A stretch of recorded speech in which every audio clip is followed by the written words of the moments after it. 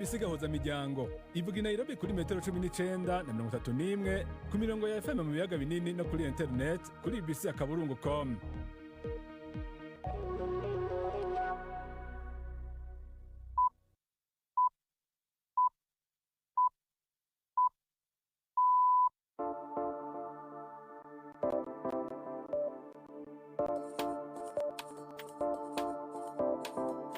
Ubu ni saa imwe n'igice z'ijoro i Nairobi, ni saa 12 n'igice z'umugoroba mu Burundi no mu Rwanda, muri kumwe na Geridas Yihunda Impundu. Amahoro n'ikaze ku bakunzi mwese wa BBC gahoza miryango, izi ni zimwe mu ngingo zigize amakuru yo kuri uyu mugoroba. Mu Rwanda inzego z'igihugu zafashe ingingo yo kuduza ibiciro vyo kwiyunguruza mu gisa no guhangana n'ingaruka z'intambara yo muri Iran. Bamwe mu banyagihugu bagabanije ibijanye no kwiyunguruza. Twe twajaga tuza mu cyumweru gatatu ubu ndaje baza rimwe mu cyumweru kwikubitaho igihumbi kugenda no kugaruka ndikumva ari cyiza. Republika ya Demokarasi ya Kongo ivuga ko igiye kuja irakira abimukira birukanywe na Leta Zunze Ubumwe za Amerika. Amerika na Iran zikomeza guterana amajambo mu gihe ku rundi ruhande impande zompi zisa n'iziriko zirafata inzira y'ibiganiro. Mu yandi makuru, mu mikino RSSB Tigers yashoje imikino ya BAL ku mwanya wa mbere, ni mu gihe Barcelona yashyizemo intera nini hagati yayo na Real Madrid. Ayi mikino ntabacike, Gendi Yves Bucyana. Aya makuru ahagarariwe na Anne Marie niwe mwiza.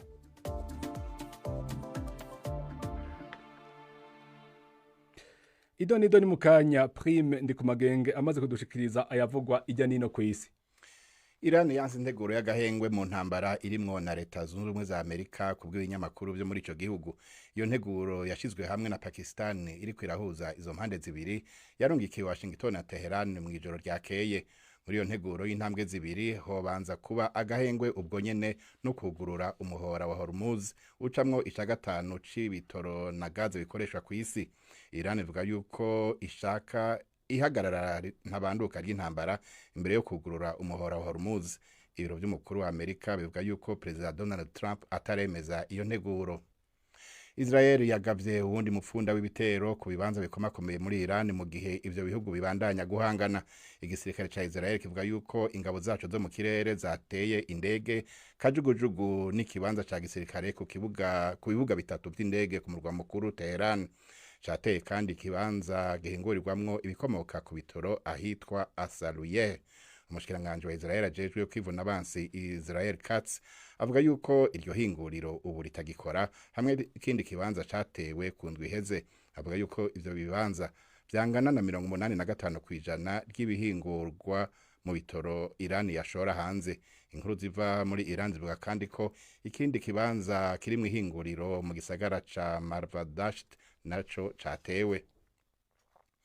Israel kandi yagavye ibindi bitero vyo mu kirere ku nkengera z'ubumanuko bw'umurwa mukuru wa Liban Beirut, igema ico yita ibibanza vya Hezbollah. Habaye n'ibitero bishasha mu bumanuko bw'ico gihugu.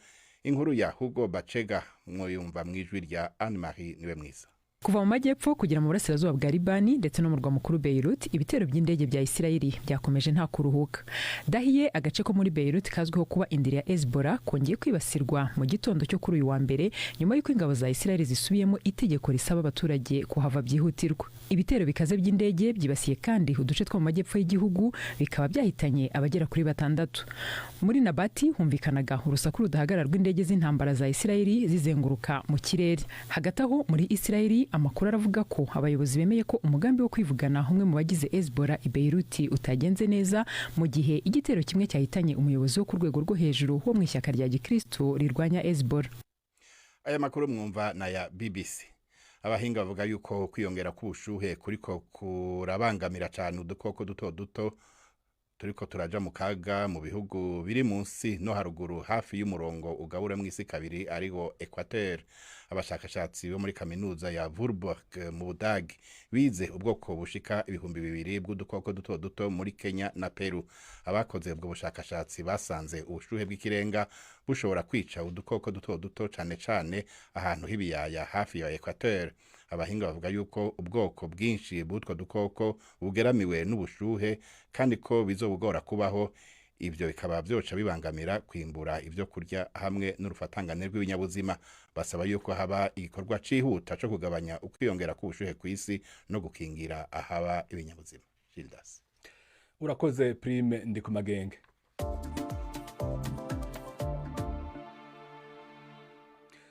Mu Rwanda mu gihe kuri uwa mbere ariho ibiciro bishasha byo kwiyunguruza vyagiye mu ngiro, abanyagihugu bavuga ko bitagiye kuborohera kurangura imirimo yabo nk'uko vyahora ko kubera ivyo biciro vyaduze cane. Ingingo yo kuduza ibiciro yafashwe n'inzego z'igihugu mu mpera z'indwi heze, ibi bikaba vyabaye inyuma y'indwi gusa badogije ibiciro vy'igitoro. Ivyo vyose bikaba biri mu ngaruka z'intambara iri kibera muri Iran.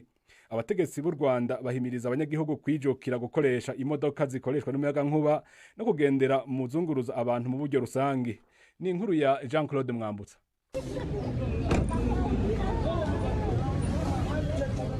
Mu kigo gitegerwamo imodoka cya Musanze ni ku munsi wa mbere w'ibiciro bishya by'ingendo byatangajwe mu mpera z'icyumweru gishize. Imodoka ni nyinshi ariko abazinjiramo si benshi cyane nk'uko bisanzwe muri aka gace gakunze kurangwamo urujya n'uruza.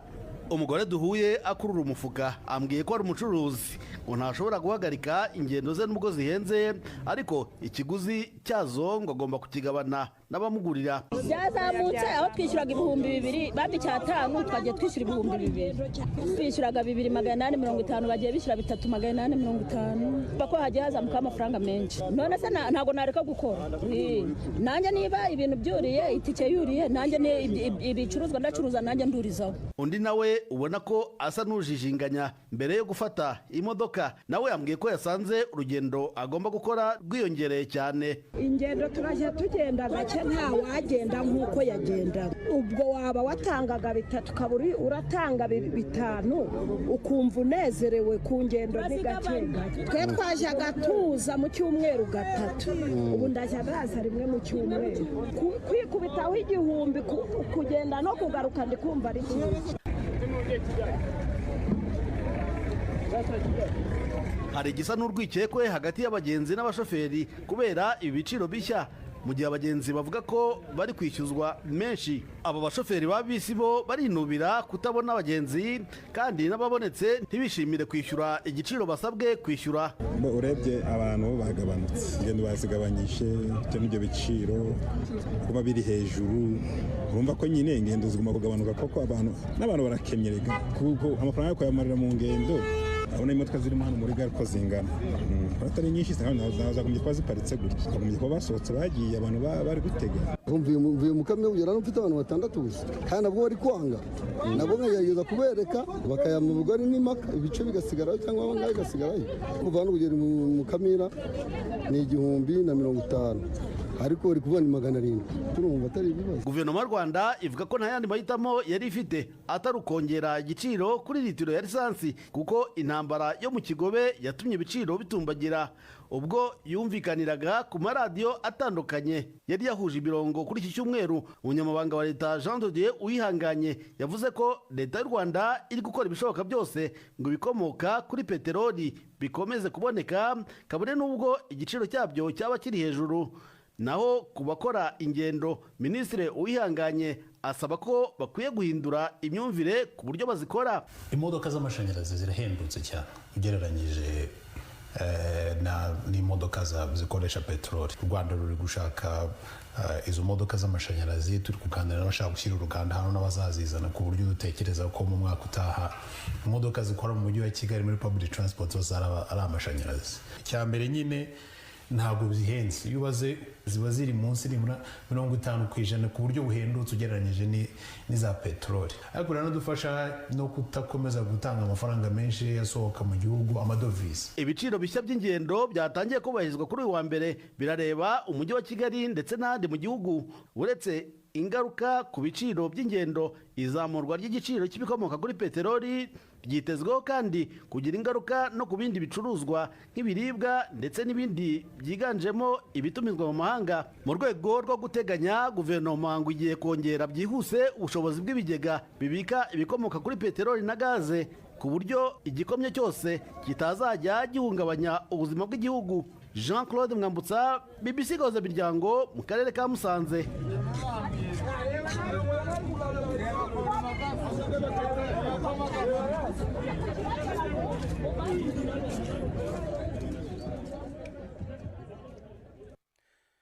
Repubulika ya Demokarasi ya Kongo ivuga ko yemeye kwakira abimukira birukanywe muri Leta Zunze Ubumwe za Amerika batari abanyekongo. Amasezerano hagati y'ibihugu vyompi yatanguye kuja mu ngiro muri uku kwa kane nk'uko bimenyeshwa n'umushikiranganje aje gutanga amakuru wa Kongo. Kuva Donald Trump ashitse mu mabanga yo kuramutswa Amerika mu kingo kigira kabiri, amaze kwirukana ku butaka bw'ico gihugu abimukira baharururwa mu bihumbi amajana mu mugambi yise America First canke Amerika imbere. Ni inkuru ya Benjamin yo kwizerwa. Itangazo ryasohotse kuri iki cyumweru rivuga ko Leta Zunze Ubumwe za Amerika zizatanga inkunga mu bya tekinike n'ibikoresho kandi ko guverinoma ya Kongo itazishyura amafaranga yari yo yose kuri gahunda. Nta mubare w'abazoherezwa watangajwe kugeza ubu. Iyi gahunda iri mu murongo wa politiki ya Amerika yo gukaza ingamba kubimukira, aho bamwe boherezwa mu bindi bihugu bya Afrika nubwo hari impungenge ko abo bimukira bashobora koherezwa mu bindi bihugu byabo bakuriyemo, aho bashobora guhura n'itotezwa. Abayobozi ba Kongo bavuze ko ibyo bidateganijwe.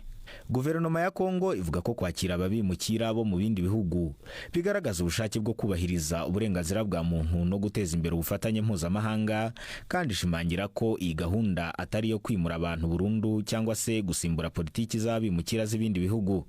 Ku rundi ruhande ariko iyi politiki yanenzwe n'imiryango iharanira uburenganzira bwa muntu. Bamwe bakibaza ku mategeko ayigenga. Kongo yiyongereye ku bindi bihugu birimo Uganda, Eswatini, Ghana ndetse na Sudani y'Epfo byemeye kwakira abo bimukira, mu gihe Nigeria, Sierra Leone na Afrika y'Epfo bo banze kubakira.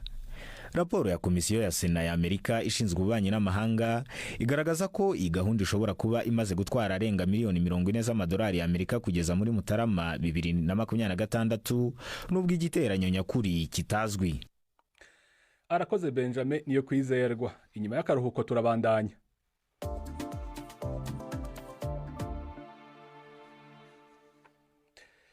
Iran ivuga ko yamaze gutanga inyishu ku bahuza bariko baragerageza guhuza ico gihugu na Leta Zunze Ubumwe za Amerika. Ibihugu vya Pakistan, Misiri na Turkiya nivyo biriko birafasha muri ico gikorwa. Hagati aho Israeli yasambuye ikibanza gihingurirwamo ibikomoka ku bitoro, mu gihe President Trump we agabisha ko ashobora gusambura inyubako za gisivile hamwe umuhora wa Hormuz usanzwe ucamo ibitoro utoba urugurwa gusha kuri wa kabiri. Ni inkuru ya Siriak Muhawe nayo. Mu byo bahuza basaba nuko haba amasezerano y'agahengwe. Ariko umwe mu bategetsi bo mu rwego rwo hejuru ba Iran avuga ko badashobora kwemera ko ikibazo cyo kugurura umuhora wa Hormuz kija mu bisabwa kugira habe ihagarirwa ry'intambara. Ibyo nivyo bizwi gushikuba. Ariko hari n'ibitazwe. Akarorero ni kibanza ibibazo bikomeye nko kugurura uwo muhora wa Hormuz, ibitero bibandanya hamwe n'umugambi w'irwanisho bya nucleaire bizofata muri ayo masezerano. Ibindi ni kibanza ibihugu byo mu kigobe c'Abarabu bimaze iminsi biterwa na Iran bizogera muri ayo masezerano, naho atandukaniye n'aya mbere yari yiyamirijwe na Iran. Umuvugizi w'ubushinganje bw'imigenderanire bwa Iran Ismail Bagaye asubirwamo n'itorokanizo ry'amakuru ry'ico gihugu IRNA yavuze ko inyandiko yari yashikijwe na Amerika iciye kubahuza irimwo ingingo z'ingenzi 15 badashobora kuyemera.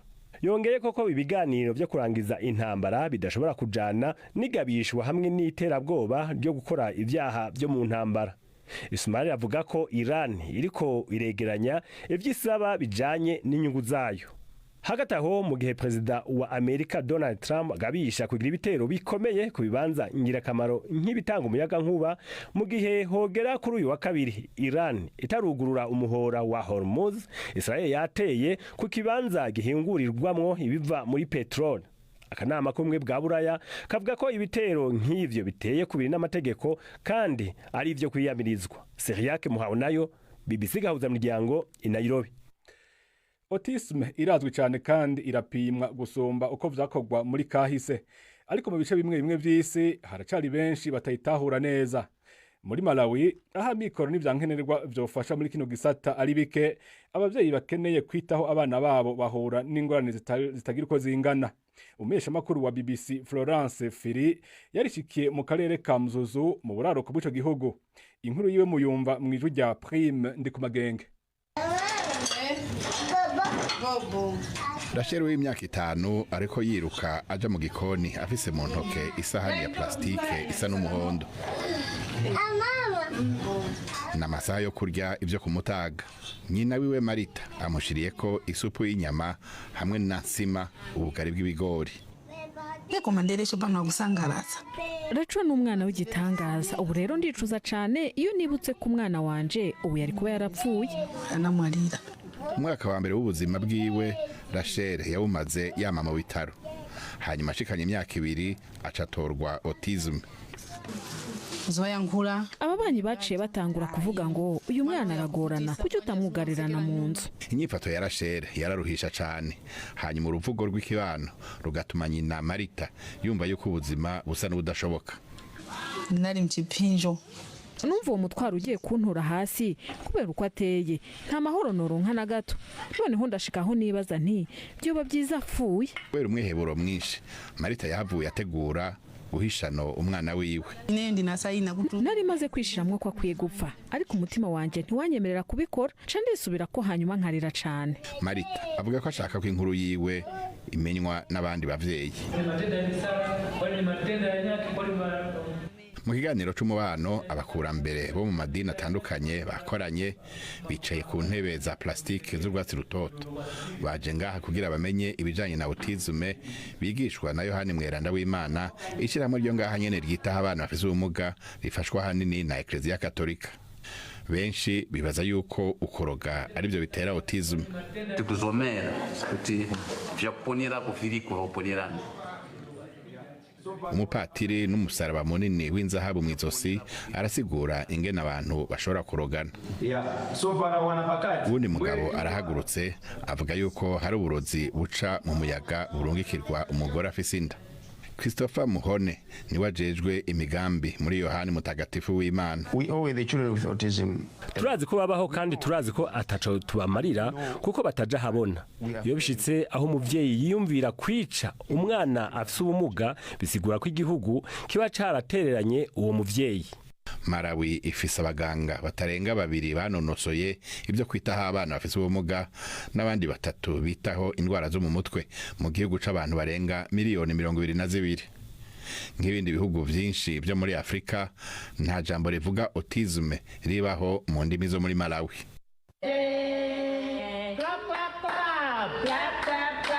Rachel mwikanzu y'amabara y'ubururu n'iryera ya uniforme y'ishure ariko arakoma amashi ajanisha n'umuziki.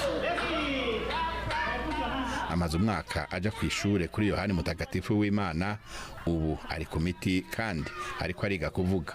Inkuru ya Marita na Rachel ni nziza kandi ije ku gihe ciza ariko ku bantu bagereranywa muri miliyoni 2 ku isi yose bafise autism ku bw'ishami rya ONU riraba amagara ku isi hari abandi benshi babayeho batagira gifasha.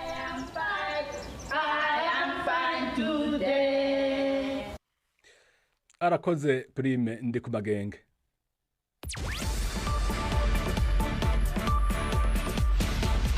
BBC Gahuzamuryango yabateguriye uburyo bwo gupakurura ibiganiro byayo mukabibika muri telefone ngendanwa zanyu no kuri computer mukaza kuvyumviriza igihe cyose mubishakiye.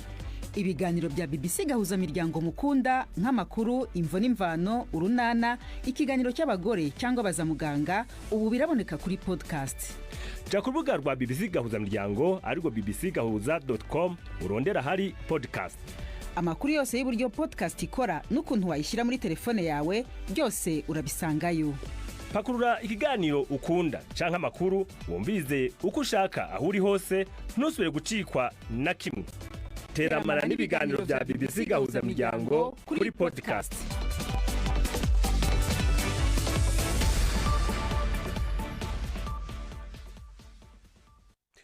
Ubu naho reka duhe ikaze Juvantine Muragije Maria muri studio atuyagire ayavugwa ku mbuga za BBC. Turakoze reka duhere kuri no nkuru batanze ibitekerezo nivuga ko mu Rwanda abapadiri 2 bafunzwe bazira gusomera misa ahatemewe. Iyi nkuru abantu benshi bayitanze ibitekerezo witwakora Imana yanditse ati mwabaretse se bagasomera misa aho bashaka ko Yezu we yazisomeraga ku misozi no mu ngo z'abakene. Inde babwiye ko Imana yerekana mu mapave witwa Gatera we yanditse ati babafunge wa icyumweru kimwe, yanditse ati 1 week mu rurimi rw'icyongereza. Ibyo bintu byo kwiyemera by'amadini twarabihaze, nibakurikiza amategeko agenga igihugu. Witwa Ndahimana we yanditse ati icyo ari cyo cyose kirumvikana, amategeko ni amategeko, uyarenze agomba guhanwa. Indi nkuru abadukurikira batanze ibitekerezo ni ku rubuga rwacu rwa Facebook ndetse na Twitter, ni video aho igaruka ko kuba umuryango wahoze ari perezida w'u Burundi Ntaryamira nyuma y'imyaka 32 utaramenya abamwishe. Iyi nkuru cyangwa se iyi video ni inkuru iri mu buryo bwa video, abadukurikira batanze ibitekerezo.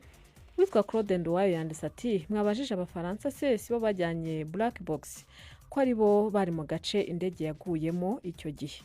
Naho witwa Mukunde yanditse ati mpore mubyeyi. Uwitwa Ferdinand we yavuze ati Afrika yacu yuzuyemo ibikomere by'akahise byinshi cyane. Jidas indi nkuru abadukurikira batanze ibitekerezo nivuga ko amato 15 yanyuze muhora wa Hormuz mu masaha 24 ashize. Ubwo nibijyanye n'intambara iri mu burasirazuba bwo hagati. Witwa Niyo Nsaba yanditse ati Iran ariko izava kwizima ye, ikibazo ni iki gihe gusa. No witwa Alex yanditse ati wenda nabo batangiye gukora, wenda ubwo batangiye gufungura abantu baraza kugira agahenge.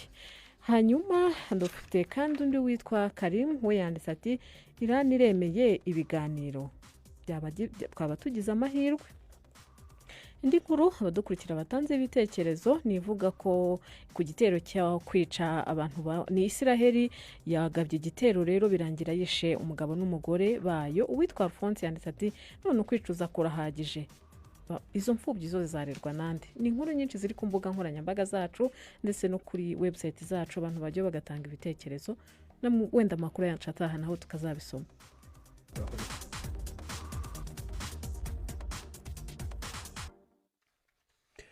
ubu naho reka tubahonje ku runana rw'ejo.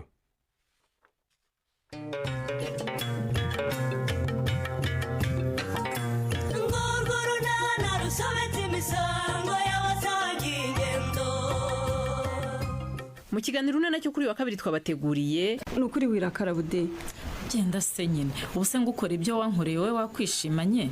Mbabarira numvaga kuvugana nawe kuri telefone ntacyo uri bumarire pe. Ngaho iyo nkuru yembwire rero nubwo itagishyushye. Ugira ngo se ni inkuru ishyushye ahubwo ko nshaka ko ngira inama bude. Inama isirebana n'iki kandi? Sha ubu njye na Chris tumeze dutya. Urukundo ruragurumana bude. Uti ni 12:45 kuri BBC.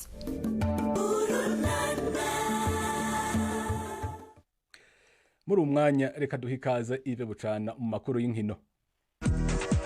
Mwireho neza, reka mpere mu mukino wa basketball. Imikino y'itsinda rya Kalahari Conference muri BAL yasojwe ejo ku cyumweru. Ikipe ya RSSB Tigers yo mu Rwanda yegukanye umwanya wa mbere, nubwo Tigers yatsinzwe umukino wayo wa nyuma na Nairobi City Thunder yo muri Kenya ku manota 101-92. Ntibyayibujije kurangiza ku mwanya wa mbere kuko yari yatsinze imikino 4 yabanje. Amakipe 4 ya mbere niyo yabonye itike yo kwerekeza mu mikino ya nyuma izabera i Kigali mu kwezi kwa gatanu. Ayo ni Tigers yo mu Rwanda, Petro do Rwanda yo muri Angola na Dar es Salaam City yo mu gihugu cya Tanzania. Nairobi City Thunder na Johannesburg Giant zo zarasezerewe. Ku mugabane w'Uburayi mu Bwongereza, ikipe ya Leeds United yatomboye kuzahura na Chelsea kuri stade ya Wembley mu mikino ya kimwe cya kabiri cy'igikombe cya FA ku nshuro ya mbere mu myaka 39 ishize. Ikipe itozwa na Daniel Falk yasezereye West Ham bahanganiye kutamanuka muri Premier League iyitsinze kuri za penalty 4-2 nyuma y'uko umukino wari warangiye ari ibitego 2-2. Mu wundi mukino ikipe ya Manchester City izahura na Southampton ikina mu cyiciro cya kabiri. Southampton yo yaherukaga gutwara iki gikombe mu 1976 yatunguye Arsenal iyoboye Premier League kwa gatandatu, bituma ibona itike yo guhura na Manchester City yo imaze kugitwara inshuro 7. Leeds United yaherukaga kugera muri kimwe cya kabiri cya FA mu 1987, icyo gihe yasezerewe na Coventry City yaje n'ubundi kwitwara neza itwara icyo gikombe ku bitego 3-2. Leeds United yigeze gutwara iki gikombe inshuro imwe muri 72.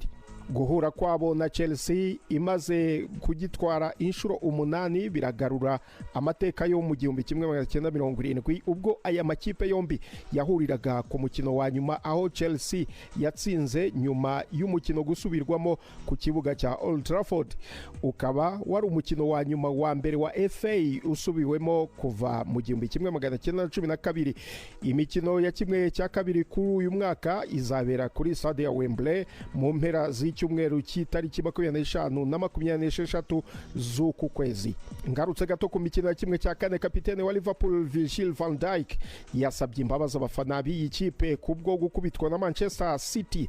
Ibyiringiro by'ikipe ya Liverpool byo kwegukana igikombe muri uyu mwaka ubu bisigaye gusa mu gikombe cya Champions League nyuma yo kunyagirwa na City bitego 4-0 mu mukino wa kimwe cya kane kuwa gatandatu kuri stade ya Etihad. Van Dijk w'imyaka 34 yagize ati icyo nshobora gukora gusa no gusaba imbabazi abafana ku by'ibyo twerekanye cyane mu gice cya kabiri cy'umukino. Ku rundi ruhande, inzozi za Arsenal gutwara ibikombe birenze 2 muri uyu mwaka nazo zarangiye kuwa gatandatu ubwo yakurwaga muri ikipe yo mu cyiciro cya kabiri ariyo Southampton. Uyu wari umukino wa mbere wa Arsenal nyuma yo gutsindwa na Manchester City ku mukino wa nyuma w'igikombe cya Carabao. Ukaba warakurikiye akaruhuko k'imikino mpuzamahanga kagaragayemo abakinnyi 11 ba Arsenal bavuye mu makipe yabo y'ibihugu kubera imvune. Ikipe ya Southampton ihabwa amahirwe yo kuzamuka mu cyiciro cya mbere ivuye mu cyiciro cya kabiri yinjiye muri uyu mukino imaze imikino 14 idatsindwa. Arsenal yo iracyafite amahirwe yo kwegukana ibikombe 2 cya Champions League ndetse n'icya Championa.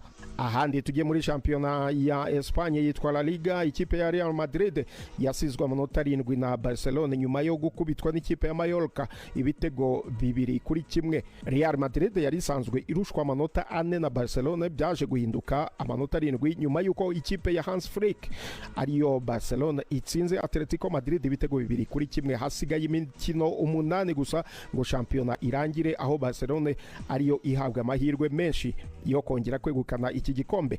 Soreze ku mikino ya Champions League ya kimwe cya kane izatangira ku munsi w'ejo. Real Madrid izakina Bayern Munich, naho Sporting Lisbon ikine na Arsenal. Barcelona kuwa gatatu izakina na Atletico Madrid, mu gihe Paris Saint-Germain izakina na Liverpool. Ayo niyo y'imikino nabateguriye gendi Yves Bucyana. BBC gahuza bijyango muri Afrika no kwisi yose.